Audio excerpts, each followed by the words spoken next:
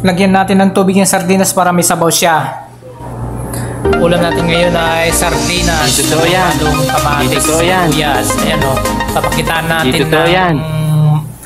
pagkaing Pinoy. Ayan o. Di ba? Sardinas, sibuyas, kamatis. Ihalo lang natin dyan. Ayan o. Ayan o. Di ba? Tapos na. Tapos ang gagawin natin dyan is kukuha tayo ng tubig. Lalagyan natin ng tubig para may sabaw. Saka sunod natin yung paminta.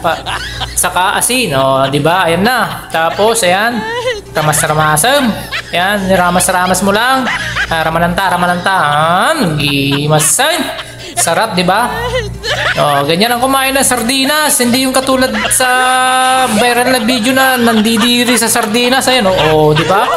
Kinamay-kamay ko. O, parang lollipop. O, diba? Sarap. Sarap na sarap. Ayan.